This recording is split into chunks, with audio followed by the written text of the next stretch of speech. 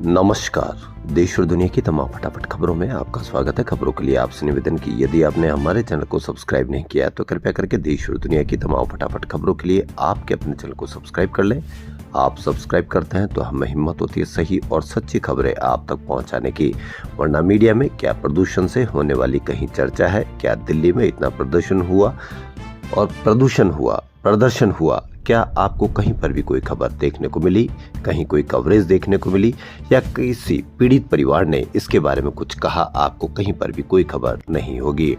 उससे ज्यादा खबर बंगाल के किसी मंत्री ने कोई घोषणा की तो उसकी खबर कितनी जबरदस्त चलाई जा रही है यह आप भली भांति जानते हैं।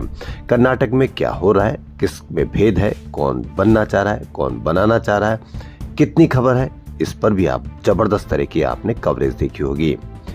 तो कांग्रेस नेता राहुल गांधी ने आज कहा कि दिल्ली में बढ़ते प्रदूषण पर मोदी जी चुप क्यों हैं? आपकी सरकार प्रदूषण रोकने के लिए न तो कोई तुरंत कार्रवाई कर रही, न ही कोई योजना और जवाबदेही दिखा रही। उन्होंने एक्सपर्ट दिल्ली की महिलाओं के साथ प्रदूषण पर बातचीत का वीडियो शेयर किया। साथ में लिखा, मैं जिस भी माँ से मिलता हूँ वो कहती है कि उनका बच्चा जहरीली हवा में सांस लेकर बड़ा हो रहा है। लोग थके हुए, डरे हुए और गुस्से में हैं। मोदी जी, भारत के बच्चे हमारे सामने घुट रहे हैं। राहुल ने 1 दिसंबर से शुरू होने वाले संसद के शीतकालीन सत्र में प्रदूषण पर विस्तार से चर्चा की मांग की। साथ ही कहा कि इस हेल्थ इमरजेंसी से निपटने के लिए एक सख्त और तुरंत लागू करने वाला एक्शन प्लान की जरूरत है। हमारे बच्चे को बहाने नहीं बल्कि साफ हवा चाहिए। हाल ही में महिला वनडे विश्व कप जीतकर इतिहास रचने के बाद भारतीय महिला क्रिकेट टीम एक बार फिर एक्शन में लौटने को तैयार है। टीम इंडिया श्रीलंका के खिलाफ 5 मैचों की T20 अंतर्राष्ट्रीय सीरीज खेलेगी। यह सीरीज 21 दिसंबर से विशाखापट्टनम में शुरू होगी। हालांकि सबसे बड़ा सवाल यह है कि क्या इस सीरीज में स्मृति मंधाना एक्शन में दिखेगी। हाल ही में हुई घटनाओं के बाद क्या वह टीम इंडिया में वापसी करेगी या नहीं, इस पर भी संशय है।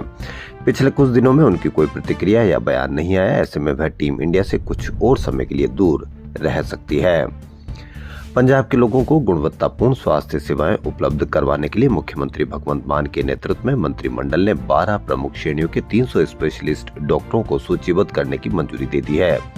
मुख्यमंत्री दफ्तर के प्रवक्ता ने बताया कि कैबिनेट 12 महत्वपूर्ण श्रेणियों अर्थात मेडिसिन, पीडियाट्रिक्स सहित कई विषयों में 300 विशेषज्ञ डॉक्टरों को एम्पैनल करने का भी निर्णय लिया है। इस कदम से विशेषज्ञ डॉक्टरों की उपलब्धता बढ़ेगी और पंजाब के लोगों को सेकेंडरी स्तर की स्वास्थ्य सेवाओं की गुणवत्ता में सुधार होगा। यह फैसला आज मुख्यमंत्री की अध्यक्षता में हुई कैबिनेट बैठक में लिया गया। इन विशेषज्ञ डॉक्टरों को सूचीबद्ध करने की प्रक्रिया जिला स्तर पर सिविल सर्जनों के माध्यम से की जाएगी तथा एम्पैनल हुए डॉक्टर ओपीडी, आईपीडी, इमरजेंसी, बड़े छोटे ऑपरेशन तथा अन्य विभिन्न सेवाओं के प्रति मरीज एम्पैनलमेंट फीस लेने के हकदार होंगे। कहीं पर भी इस प्रकार की कोई खबर अब तो आती ही नहीं कि क्या स्वास्थ्य सेवा में क्या हो रहा है, किस तरह बेरोजगारी दूर करने के प्रयास किए जा रहे हैं। कहीं पर भी ऐसी कोई खबर नहीं। इससे ज्यादा खबर बंगाल में क्या हो रहा है, कर्नाटक में क्या हो रहा है। फिल्म महाअवतार नरसिम्हा ने रिलीज होने के बाद बॉक्स ऑफिस पर इतिहास रच दिया था। वर्ल्ड वाइड इसने लगभग 326 करोड़ रुपए का कलेक्शन किया था। अब ये फिल्म ऑस्कर को लेकर चर्चा में। फिल्म 98वें एकेडमी अवार्ड्स में बेस्ट एनिमेटेड फीचर फिल्म की ऑस्कर रेस में शामिल हो गई है। Academy of Motion Picture Arts and Sciences ने 2026 के ऑस्कर में बेस्ट एनिमेटेड फीचर के लिए चुनी गई 35 एनिमेटेड फीचर फिल्मों की एक लिस्ट जारी की। इन फिल्मों पर अभी विचार किया जाना है। महाअवतार नरसिम्हा का मुकाबला के पॉप, डेमन हंटर, जूटोपिया 2 और Demon Slayer, Kimetsu no Yaiba, Infinity Castle जैसी हिट फिल्मों से होगा। एक आधिकारिक बयान में AMPAS ने लिखा है कि 98वें एकेडमी अवार्ड्स के लिए एनिमेटेड फीचर फिल्म कैटेगरी में 35 फीचर फिल्में विचार के लिए मौजूद है। अमेरिकी राष्ट्रपति डोनाल्ड ट्रंप ने कहा कि वह थर्ड वर्ल्ड कंट्रीज से आने वाले शरणार्थियों को हमेशा के लिए रोक देंगे ताकि अमेरिका फिर से मजबूत हो सके। थर्ड वर्ल्ड कंट्रीज का कोई कानूनी मतलब नहीं है, लेकिन आमतौर पर इसका इस्तेमाल अफ्रीका, एशिया, लैटिन अमेरिका और मिडिल ईस्ट के उन देशों के लिए होता है जो लो इनकम या फिर लोअर मिडिल इनकम कैटेगरी में आते हैं। ट्रंप ने वाशिंगटन DC में 2 नेशनल गार्ड्स की मौत के बाद गुरुवार को यह ऐलान किया। उन्होंने इस हमले को शरणार्थियों से जोड़कर बताया। ट्रंप ने कहा कि इमिग्रेशन पॉलिसी की वजह से देश के लोगों की जिंदगी बदतर हो चुकी है। ट्रंप ने कहा कि जो लोग अमेरिका के लिए फायदेमंद नहीं है या जो हमारे देश से सच्चा प्यार नहीं करते उन्हें भी हटाया जाएगा।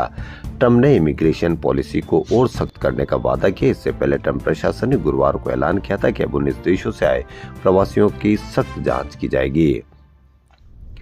पाकिस्तान के पूर्व प्रधानमंत्री इमरान खान के बेटे कासिम खान ने गुरुवार को जेल में बंद अपने पिता के जिंदा होने का सबूत मांगा। उन्होंने कहा कि किसी को भी नहीं पता कि इमरान जिंदा है या नहीं।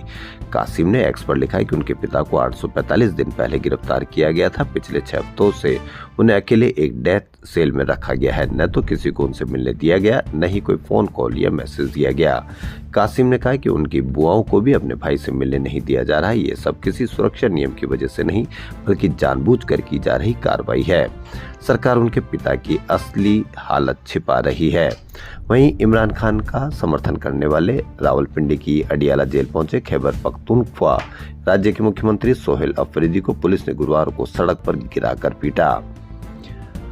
दुनिया में यूएस टैरिफ्स का दबाव है, प्राइवेट इन्वेस्टमेंट सुस्त है, फिर भी भारत की अर्थव्यवस्था जुलाई सितंबर तिमाही में 8.2% की दर से बढ़ी है। पूरे मीडिया पर इसकी जबरदस्त आपको कवरेज दिखाई जाएगी। पूरे जबरदस्त मीडिया में इसकी शानदार तरीके से रिपोर्टिंग की जाएगी। बेरोजगारी कितनी है इस पर भी कोई बात नहीं होगी। कहीं पर भी ऐसी कोई बात नहीं होगी जिससे बेरोजगारी दूर की जा सके या इसका किस आधार पर 8.2% की दर से बढ़ी है।